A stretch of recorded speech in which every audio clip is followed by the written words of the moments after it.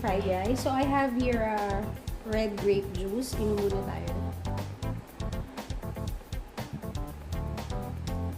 Ayan, let's try. Gusto ko yung may pineapple talaga, guys. Kayo ba mahilig din sa pineapple?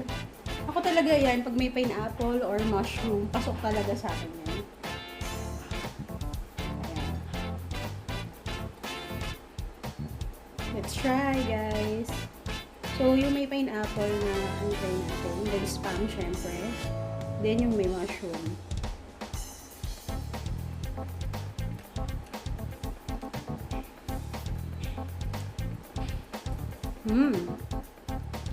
Definitely, nag-add yung ano natin. Nag-add sa fried rice natin yung pineapple. Iba siya.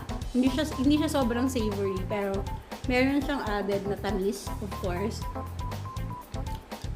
Pero yung tamis na hindi ka mauumay, talagang bagay siya sa fried rice.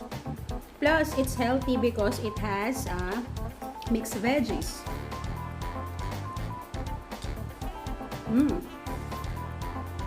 Ayan, guys. All-in-one meal na siya. So, guys, panalo to. Pwede nyo itong itry. Napakadali. Pag madali kayo, lagay nyo lang lahat sa pan.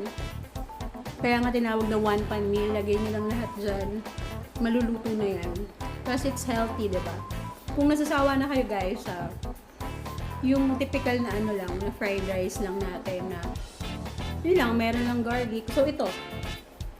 Another tried recipe ko na pwede nyo i-try. Yung nagkaiba lang, nag-add lang ako ng pineapple. Then, spam lang yung ginamit ko. Kasi yung spam, ready naman yan sa ating mga pantry, right? So, pwede. So, guys, maraming salamat sa panonood nyo. Hanggang sa susunod na ating cooking. Thank you, guys!